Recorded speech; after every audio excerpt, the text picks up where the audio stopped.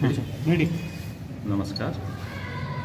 विशेष आज यो तृणमूल कांग्रेसको यो पार्टी बीचमा विशेष यो प्रेस भेला गर्नुको मूल उद्देश्य चाहिँ के हो भन्दाखेरि जुन प्रकारले बीजेपीको आईटी सेलले जुन प्रकारले झुटा खबर फेक न्यूजहरू भाइरल गरेर जुन प्रकारले हाम्रो नेत्री ममता ब्यानर्जी अनि तृणमूल सरकारलाई जुन प्रकारले बदनाम गराउन चाहँदैछ त्यो फेक न्यूज कसरी उनीहरूले गर्दैछ। पहिला त हामी त्यो फेक न्यूज जुन प्रकारले भाइरल गर्दैछ यसको हामी घोर विरोध गर्दैछौँ, घोर निन्दा गर्दैछौँ। र फेक न्यूज उनीहरूले कसरी भाइरल गर्दैछ भन्दाखेरि कहाँ बिहारतिर भएको घटना बङ्गालको घटना भनेर देखाउँछ, मध्य प्रदेशमा भएको घटना बङ्गालमा भनेर देखाउँछ। सानो एउटा इन्स्टान्सेस के भयो भने 27 अक्टोबरको दिन 2020 सालको अक्टोबरको दिन बाप्पा दास भन्नेले एउटा फेसबुकमा एउटा न्यूज भाइरल गर्यो। त्यो के भने दुर्गाको प्रतिमा लिएर गइरहेको कन्भोयमाथि चाहिँ पुलिसले लाठीचार्ज गर्यो र यो हिन्दुइजममाथि चाहिँ ठुलो एट्याक हो, दिदीको पुलिसको दिदीको एडमिनिस्ट्रेसनको भन्ने एउटा बदनाम गराउन चाह्यो। र पछिबाट हाम्रो पक्षबाट सरकारी पक्षबाट यसलाई पुरा इन्भेस्टिगेसन गर्दाखेरि के पायौँ भन्दाखेरि त्यो पोस्ट गर्ने मान्छे चाहिँ बीजेपी अलिपुरद्वारको युवा मोर्चाको भाइस प्रेसिडेन्ट रहेछ बाप्पा दास।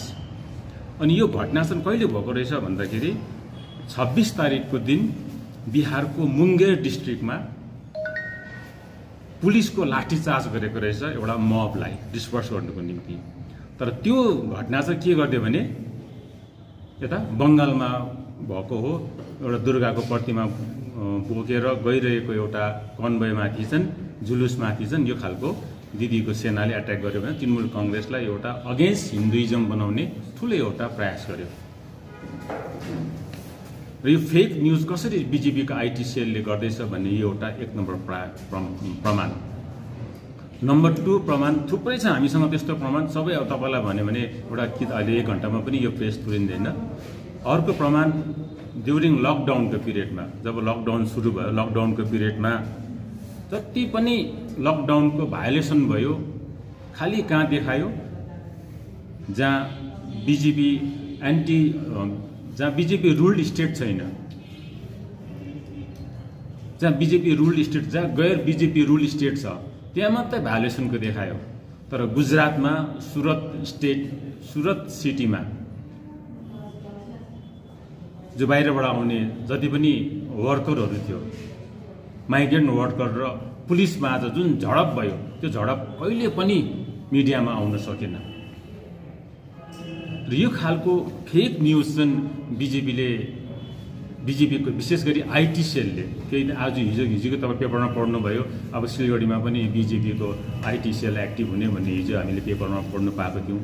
र यसरी फेक न्यूज गर्ने काम चाहिँ बीजेपीको आईटी सेलले चाहिँ यसरी गर्दैछ। यसको हामी फेरि पनि हामी निन्दा, हामीसँग प्रशस्त जम्मै बीजेपीको फेक न्यूजको प्रशस्त प्रमाणहरू हो, हामी डेट वाइज भनिदिन्छौँ। तर अब सबै यो भन्ने गयो भने अब मलाई लाग्छ 1 घण्टामा पनि यो प्रेस पुर्न सक्दैन, यति बित्न समय तपाईँहरूसँग छैन होला। फेक न्युज सांग्दैछौँ, हामी यसको घोर विरोध गर्दैछौँ। हामी सबैलाई अनुरोध गर्दैछौँ बीजेपीले जुन फेक न्युजलाई भाइरल बनाउँछ त्यसलाई विश्वास नगर्ने हामी सबैलाई अपिल गर्दैछौँ।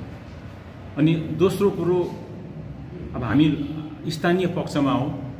स्थानीय पक्षमा आउँदाखेरि हामीले देख्दैछौँ कि बीजेपीले केवल भाषण, केवल हामीलाई आश्वासनको गोला मात्रै हामीलाई दिइरहेको छ, आश्वासन मात्रै दिइरहेको छ। आज 12 वर्ष बितेर गयो, केवल आश्वासन मात्रै दियो, तर हाम्रो अस्तित्वको ठुल्ठुलो कुरा गर्यो, हाम्रो भावनासँग खेल्यो। तर आज गोर्खा रेजिमेन्ट, जब पहिला ब्रिटिस पिरियडमा 10वटा रेजिमेन्ट थियो, 4वटा रेजिमेन्ट ब्रिटिसले आफू जब भारत स्वतन्त्र भइसकेपछि लिएर गयो, 6वटा रेजिमेन्ट यहाँ छ। अझै पछिबाट स्वतन्त्र भारत भइसकेपछि एउटा रेजिमेन्ट थपेर अहिले 11वटा रेजिमेन्ट छ। र अब यो रेजिमेन्ट चाहिँ गोर्खा रेजिमेन्ट चाहिँ जब हामी गोर्खाको अस्तित्वको कुरा गर्छौँ भारतमा, जब गोर्खाको उपस्थितिको कुरा हुन्छ राष्ट्रिय स्तरमा, जब गोर्खाको योगदानको कुरा हुन्छ राष्ट्र निर्माण अनि राष्ट्रको सुरक्षाको हिसाबमा जहिले पनि गोर्खा रेजिमेन्टलाई हामी सम्बोधन गर्ने गर्छौँ, गोर्खा रेजिमेन्टलाई हामी देखाउने गर्छौँ। तर दुःखको कुरा आज त्यो गोर्खा रेजिमेन्टमा नन गोर्खालाई पनि लिने भन्ने एउटा प्रस्ताव डिफेन्स मिनिस्ट्रीमा आइसकेको छ।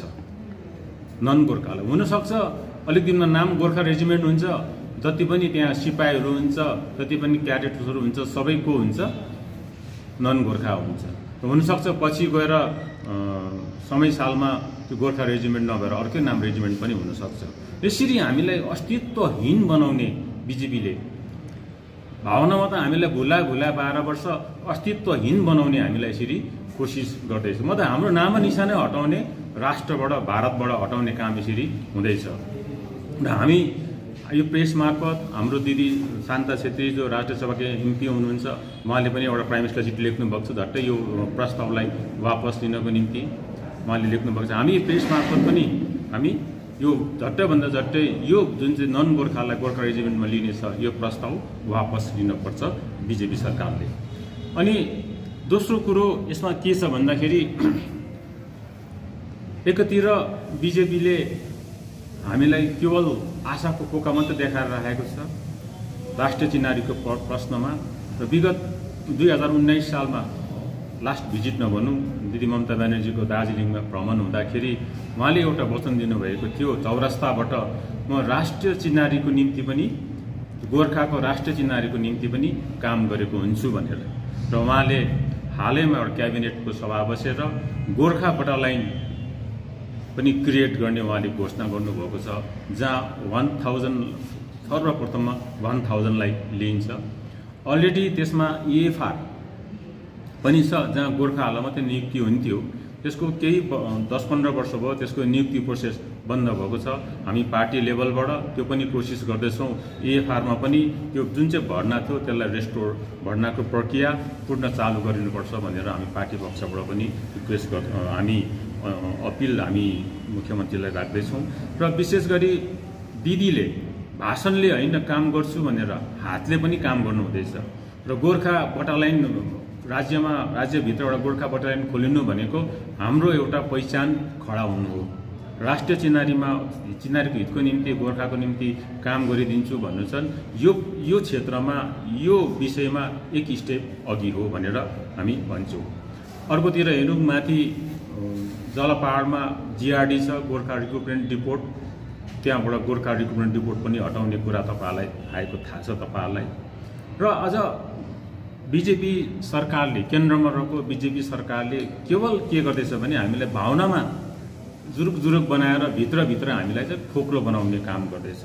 आजसम्म पनि यहाँको स्थानीय एमपी जसले गोर्खाको चिनारीको निम्ति काम गर्छु भनेर उहाँको भोट बटुलेका थिए, तर आजसम्म यो गोर्खा रेजिमेन्टमा नन गोर्खालाई नियुक्ति विषय रिक्रुटमेन्ट विषय लिएर आजसम्म एक शब्द नबोल्नु यो ठुलो गोर्खा जातिमाथि धोका भन्छौँ, विश्वासघात हो। यो गोर्खा जातिमाथि ठुलो एउटा विश्वासघात हो। गोर्खा रिक्रुटमेन्ट रिपोर्ट हटेर यहाँबाट जाने प्रस्तावलाई केही विरोध नगर्नु ठुलो एउटा विश्वासघात हो। आज यो गोर्खा नन गोर्खालाई लिने कुरा हुँदैछ जुन गोर्खा रेजिमेन्टमा, यो ठुलो विश्वासघात हो। हाम्रो एमपी राजु विष्टज्यू एक शब्द नबोल्नु योहरू छ। अब कानुनी कारवाहीहरू कुरा थुप्रै छ, जस्तै अब यो अघि मैले भने 27 तारिकको घटनाको कुरा भने मैले 27 अक्टोबरको घटना, 26 तारिक जुन चाहिँ घटना भयो मुङ्गेर सिटी बिहारमा, त्यहाँको घटनालाई लिएर यहाँको त्यो बङ्गालसँग जोडेर बदनामी गराउने काम गर्यो। यो अलरेडी यसमा विभिन्न साइबर क्राइमहरूको कुराहरू छ, यसमा सम्बन्धित पक्षले यसलाई एफआइआरहरू गर्ने एक्सन लिने कामहरू गर्दैछ। तर हामी यो प्रेस मार्फत के जनाउन चाहेको भन्दाखेरि त्यो लिगल एक्सन त छँदैछ, तर जनतालाई हामी यो अवगत गराउन चाहँदैछौँ बिजेपी आइटी सेलले चाहिँ कसरी फेक न्युज प्रचार गरेर सरकारको बदनाम गराउन चाहँदैछ, दिदी ममता ब्यानर्जीको इमेजलाई धमिलाउन चाहँदैछ, उहाँको जुन गुड गभर्नेन्स छ त्यो गुड गभर्नेन्सलाई ब्याड गभर्नेन्समा परिणत गर्नु उहाँहरू चाहँदैछ फेक न्युज भाइरल गरेर। त्यो अर्को कुरो काम यदि गरिन्छ भने पार्टीगत काम हुन्छ भने चाहिँ त्यो पार्टीमाथि कारवाही गर्ने कामहरू भइरहेको छ र पुलिसको जो आतंक छ र गत आइटी सेललाई त लगाउनु भयो आरोप, तर बिजेपीले तपाईँहरूलाई माथि पनि त्यसरी आरोप लगाइरहेको छ। हेर्नुहोस्, आरोप उनीहरूले त्यो आरोप लाउने काम हो। जुन प्रकारको बङ्गालमा राज्यपाल स्वयंले पनि, माननीय राज्यपाल स्वयंले पनि बङ्गालमा हिंसा अनेक किसिम लाउँदैछ, यो गुजरातको गोत्राले स्वतः यहाँ भएको छैन। उहाँले केवल एलिगेसन लाउने काम हुँदैछ। जहाँ त्यस्तो खालको जसले कानुन हातमा लिने काम गर्दैछ त्यो कानुनी कारवाही त्यहाँमाथि हुँदैछ, चाहे त्यो कुनै पनि irrespective of any political colour. त्यो उहाँहरूको एउटा आरोप मात्रै हो। त्यो आरोप त प्रमाण हुनु पर्यो नि। जस्तै अब हामीले बिजेपी आइटी सेललाई अहिले लगाउँदैछौँ, आरोप लगाउँदैछौँ, त हामीसँग प्रमाण छ नि त। हामीसँग प्रमाण छ। यो भाइरल गर्ने न्युज को हो भन्दाखेरि इट इज बाप्पु दास, अलिपुरद्वारको भाइस प्रेसिडेन्ट, युवा मोर्चाको भाइस प्रेसिडेन्ट। त्यो क्लियर छ। अनि त्यो घटना कहिले भएको? 26 तारिक बिहारको मुङ्गेर सिटीमा भएको। 27 तारिक कहाँ ल्याएर जोड्दैछ? बङ्गालमा ल्याएर जोड्दैछ। मतलब विभिन्न चिजहरू छ नि। जस्तै हामी जिडिनेस देखाउँछौँ नि, जिडिनेस देखाउँछौँ, हाम्रो उपस्थिति देखाउँछौँ। जातीय परिचय र यसले मात्रै गोर्खाहरूलाई जातीय सुरक्षाका साथै राजनीतिक सुरक्षाको अधिकार पनि दिनु सक्छ भन्ने उहाँको भनाइ छ। टिएमसी, हिल टिएमसीको दृष्टिकोणमा छुट्टै राज्य गोर्खाल्यान्डले मात्रै जातीय परिचय दिनु सक्छ भन्ने के तपाईँलाई यो भान हुन्छ? थुप्रै कुराहरू छ। अब हिजो अस्ति जब 86 को एजिटेसन भयो त्यति बेला पनि यही नारा गुन्जियो कि गोर्खाल्यान्ड, छुट्टै राज्य गोर्खाल्यान्ड भने हाम्रो राष्ट्रिय चिह्नारी बनिन्छ भनेर। पछि डिजेसी भए। डिजेसी भइसकेपछि यहाँ वर्ड गोर्खा छ, यसले पनि हाम्रो राष्ट्रिय चिह्नारी बोक्छ भन्ने हाम्रैबाट आवाजहरू निस्कियो। एकछिन त्यहाँदेखि जिटिए 2007 मा आन्दोलन भयो। छुट्टै राज्य गोर्खाल्यान्डले मात्रै हाम्रो चिह्नारी बोक्छ भन्यो, त जिटिए भयो। त्यहाँ गोर्खाल्यान्ड शब्द भयो, गोर्खाल्यान्ड शब्दले हाम्रो चिह्नारी बोक्छ भन्यो। त अवश्य पनि गोर्खा भोटाल्यान्डले हाम्रो राष्ट्रिय चिह्नारीको केही न केही बोध हुन्छ। गोर्खा भोटाल्यान्डले जब हामी राष्ट्रिय स्तरमा कुरा गर्छौँ गोर्खाको, अलवेज हामी we refer to Gorkha regiment, Gorkha regiment. त आज बङ्गालमा छुट्टै एउटा गोर्खा रेजिमेन्ट हुँदाखेरि कि हामी गोर्खाको चिह्नारी त बोध हुनु अवश्य हुन्छ। त्यसले काम गर्छ। त्यसले तपाईँसँग जान्नु चाहेको कुरा जो ममता दिदीले भनेको थियो, गोर्खाको जातीय परिचयको निम्ति म काम गर्छु भनेर, अनि यो टिएमसीको दृष्टिकोणमा यो के हुन्छ? र त मैले अब भने यो स्टेप फरवर्ड हो, स्टेप अहेड हो। गोर्खाको राष्ट्रिय चिह्नारीमा जुन हिसाबले उहाँले काम गर्छु भनेको छ, यो एक कदम अघि हो। उहाँले एक कदम अघि गरेको यो टिएमसीको दृष्टिकोणमा छुट्टै राज्य गोर्खाल्यान्डको प्रति के कस्तो यो चाहिँ अब यो विषय वस्तु नै अर्को हो। यो विषयवस्तुलाई यसमा नजोडौँ। यसमा समयमा आउँदाखेरि यो विषय लिएर तर्क वितर्क गर्नुको लागि पनि हामी पार्टी पक्ष हामी तयारी छौँ यो विषय लिएर। किनभने यहाँ अब कुरामा बाहिर कुरा निकालिहाल्यो। 2007 सालमा बृहत आन्दोलन भयो। त्यो बृहत आन्दोलनमा थुप्रै दिग्गजहरू थिए। त्यो 2007 को आन्दोलनमा हाम्रो रिटायर्ड आइएसहरू थिए, जति भएको सोसल साइन्टिस्टहरू भेला भएका थिए उहाँ त्यो आन्दोलनमा। वाइ गोर्खाल्यान्ड भन्ने पुस्तिकासम्म निकालेका थिए। 2011 सालमा एकर्ड भयो, जिटिए भयो। 2017 पछि एउटा गोर्खाल्यान्ड नेसनल कमिटी पनि गठन भयो। त्यसको सेक्रेटरी प्रेसिडेन्ट हाम्रो Shakti Gurung, major retired major general Shakti Gurung हुनुहुन्छ। अनि त्यहाँको सेक्रेटरी हाम्रो दार्जिलिङ विधानसभाको भूतपूर्व विधायक दाजु त्रिलोक देवान, जो 2007 को आन्दोलनमा जोडले उहाँले साथ दिनुभएको थियो। धेरैपल्ट डेपुटेसनमा गएका थिए र गोर्खाल्यान्ड नेसनल कमिटी बनाइसकेपछि उहाँ एज अ सेक्रेटरी त्यति बेला मात्रै उहाँले भिजन डकुमेन्ट निकाल्यो गोर्खाल्यान्डको सम्बन्ध। दुईटा भिजन डकुमेन्ट निकाल्यो। त 2007 को आन्दोलन चाहिँ के गर्दै थियो उहाँले? त प्रश्न त थुप्रै, हामी कलकत्ता दिल्ली नदेखाउँ न, प्रश्न त हामी भित्रै छ। 2007 को आन्दोलनमा उहाँ स्वयं उपस्थित हुनुहुन्थ्यो। धेरैपल्ट डेलिगेसनमा उहाँ गएको। त्यति बेला there is no question of vision document on Gorkhaland. 2017 पछि गोर्खाल्यान्ड नेसनल कमिटी बनिसकेपछि त्यहाँ भिजन डकुमेन्टको कुरा आयो। त 2007 मा त के गर्दै थियो उहाँले? प्रश्न उठ्छ नि, प्रश्न त थुप्रै उठ्छ। यहाँ प्रश्न त कलकत्ता दिल्ली नयाँ हुन्छ। प्रश्न त हाम्रै बिचमा हामी तेर्साउन सक्छौँ। 2007 मा किन भिजन डकुमेन्ट निस्किएन त? भन्नुपर्दा तपाईँको दृष्टिकोणमा चाहिँ आजसम्म छुट्टै राज्य